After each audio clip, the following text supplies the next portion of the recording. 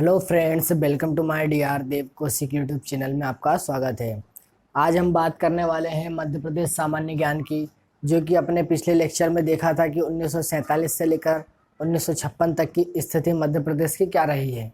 ठीक है, तो 1956 के समय हमारे मध्य प्रदेश में कितने ज़िले थे और छत्तीसगढ़ के कितने ज़िले, महाराष्ट्र के कितने ज़िले, मतलब आउटसाइड राज्य से हमने कौन कौन से ज़िले को लेकर हमारे मध्य प्रदेश का गठन किया, इन सारी चीज़ों पर आज हम चर्चा करने वाले हैं। क्लियर हुआ? तो आज हम बात करते हैं मध्य प्रदेश सामान्य ज्ञान की। तो राज्य पुनर्गठन आयोग का जब गठन हुआ था तो किस समय गठन हुआ था, तो बात करते हैं राज्य पुनर्गठन आयोग का गठन किया गया था 1953 में। 1953 में राज्य पुनर्गठन आयोग का गठन किया गया था। उसके अध्यक्ष कौन बने थे? तो उसके अध्यक्ष बने थे हमारे पास डॉक्टर फजल अली। राज्य पुनर्गठन आयोग का गठन 1953 में किया गया था। इसके अध्यक्ष जो बने थे हमारे डॉक्टर जस्टिस फजल अली थे। जब इन्होंने जब फजल अली जी ने राज्य पुनर्गठन आयोग का गठन किया तो इन्होंने एक संसद में एक विधेयक प्रस्तुत किया। तो वो विधेयक मतलब राज्य का गठन किस प्रकार किया जाना चाहिए, इस प्रकार लेकर इन्होंने एक विधेयक प्रस्तुत किया। तो संसद में इन्होंने विधेयक का प्रस्तुत किया था 1956 में, अप्रैल 1956 में इन्होंने संसद में विधेयक प्रस्तुत किया। और यह विधेयक 1956 मतलब नवंबर 1956 को यह विधेयक पारित हो गया था। ठीक है, यह विधेयक जो राज्य पुनर्गठन आयोग का गठन किया गया था, यह विधेयक जो है 1956 में नवंबर 1956 को पारित हो गया था। क्लियर? अब यह विधेयक जब पारित हुआ था तो तत्कालीन 1956 में जो हमारे तत्कालीन राष्ट्रपति थे राष्ट्रपति थे श्री राजेंद्र प्रसाद जी। तो राजेंद्र प्रसाद जी के द्वारा इन पर हस्ताक्षर करके संविधान संशोधन मतलब 7वां संविधान संशोधन के अंतर्गत मध्य प्रदेश राज्य का गठन किया गया। और इन्हीं के देखते हुए आगे 1 नवंबर 1956 को संविधान के आर्टिकल मतलब अनुच्छेद 3 और 4, संविधान के आर्टिकल 3 और 4 में लिखा गया है राज्यों का गठन पुनर्गठन। ठीक है, तो इस प्रकार से 3 और 4 के तहत मध्य प्रदेश राज्य की स्थापना की गई।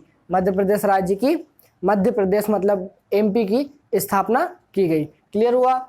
अब ये जो है कि पार्ट अपन ने पिछले लेक्चर में देखा था, part A, part B, part C, CP Berar क्षेत्र, मध्य भारत और हमारा जो था विंध्य प्रदेश अपन ने देखा था। क्लियर? तो हमने जो देखा था कि भाई पार्ट एबीसी के चारों राज्य जो थे इनको मिलाकर हमने मध्य प्रदेश हमारा बना, जिनमें बहुत सारे कुछ परिवर्तन किए गए।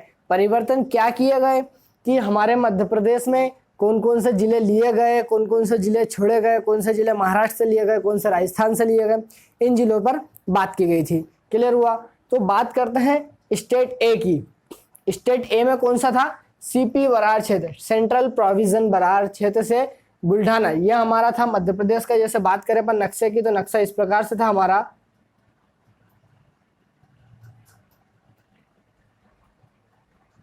इस प्रकार से नक्शा था हमारा। ठीक है, यहां से थोड़ा सा मिस्टेक हो गया। ठीक, इस प्रकार से नक्शा। तो ये छत्तीसगढ़ वाला जो एरिया था, ये क्या हुआ, इस साइड से निकल के छत्तीसगढ़ साइड से इधर से नागपुर वगैरह, ये यहाँ पे नागपुर आपको देखा है ना।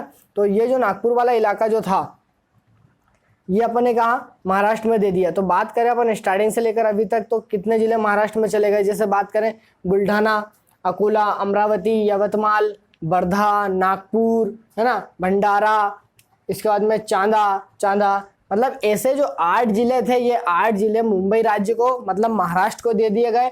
और जितने भी बचे हुए जिले थे वो हमारे कहाँ मध्य प्रदेश में मिला लिए गए। क्लियर? ये अपन ने सेंट्रल प्रोविजन बरार क्षेत्र की बात की। अब बात करते हैं अपन मंदसौर जिले की। तो मंदसौर जिले की भानपुर तहसील जो थी, मंदसौर जिला हमारे मध्य प्रदेश में है। मंदसौर जिले की भानपुर तहसील के सुनील टप्पा ग्राम राज तहसील को छोड़कर शेष भाग मध्य प्रदेश में मिला लिया गया। शेष भाग जो है हमारा कहाँ मध्य प्रदेश में मिला लिया गया। ठीक है, ये जो है राजस्थान में था। ठीक है, ये राजस्थान में चले गया। सुनील टप्पा जो है कहाँ, राजस्थान में चले गया। अब बात करें राजस्थान की, तो राजस्थान राज्य से कोटा, यहाँ पर आप लोग ध्यान देना, राजस्थान राज्य के कोटा जिले की सिरोंज तहसील, इस सिरोंज तहसील को हमारे राज्य में विदिशा जिले से मिला लिया गया। मतलब मध्य प्रदेश के विदिशा जिले से इस सिरोंज तहसील को मिला लिया गया। क्लियर हुआ? तो राजस्थान से हमने कौन से जिले से कौन सी तहसील को मिलाया, ये अपन ने देखा। अब आता है हमारा विंध्य प्रदेश। विंध्य प्रदेश जो हमने देखा था पार्ट सी में, इधर ऊपर के साइड में, तो ये विंध्य प्रदेश को भी पूरा एमपी के अंतर्गत पूरा मध्य प्रदेश का भाग बना लिया गया। अब पार्ट सी की बात करें, पार्ट सी है ना, तो पार्ट सी का पूरा भाग जो अपन ने ऊपर देखा था विंध्य प्रदेश वाला, पार्ट सी का पूरा भाग, यह भाग भोपाल का पूरा राज्य तथा पार्ट सी का पूरा भाग और भोपाल का पूरा राज्य जो मध्य प्रदेश में मिला लिया गया, जो एमपी में मिला लिया गया। जो अपन ने विंध्य प्रदेश देखा था, भोपाल स्टेट देखा था, ये पूरा राज्य जो है एमपी के अंतर्गत मिला लिया गया। इसी को सारी चीज़ों को हमने बांट दिया और आखिरकार एक घड़ी आ गई कि जहां पर हमें मध्य प्रदेश का गठन हो ही गया। ठीक, तो हमारे जो मध्य प्रदेश का गठन हो गया था, उस गठन की तारीख थी 1 नवंबर 1956 को। हमारे भारत देश के अंतर्गत एक नवगठित राज्य का गठन हुआ। उस राज्य का नाम है मध्य प्रदेश, जिसकी राजधानी भोपाल बनाई गई, जिसकी राजधानी भोपाल बनाई गई।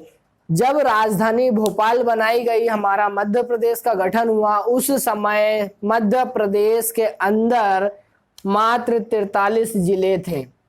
उस समय मध्य प्रदेश के अंतर्गत मात्र 43 जिले थे। क्लियर हुआ? एक बार और देखते हैं कि मध्य प्रदेश का जब नवगठित राज्य जो बना, भारत के अंतर्गत नवगठित राज्य जो बना, वो राज्य था मध्य प्रदेश, जिसका गठन 1 नवंबर 1956 को हुआ और इसकी राजधानी भोपाल बनाई गई।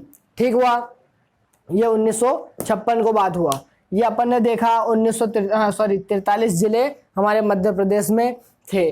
अब अभी प्रेजेंट में हमारे मध्य प्रदेश में 52, हमारे एमपी में 52 जिले हैं। तो किस समय, किस सन में 43 जिले से लेकर अभी 1956 तक हमने देखा।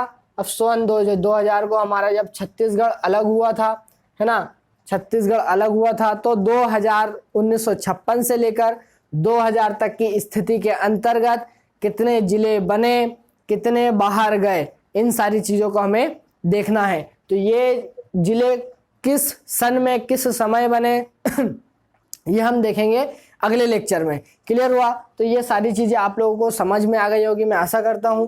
तो यदि आपको ये चैप्टर अच्छा लगा हो, ये वीडियो यदि अच्छा लगा तो प्लीज़ आप लोग इसे लाइक, शेयर और सब्सक्राइब ज़रूर करें। धन्यवाद।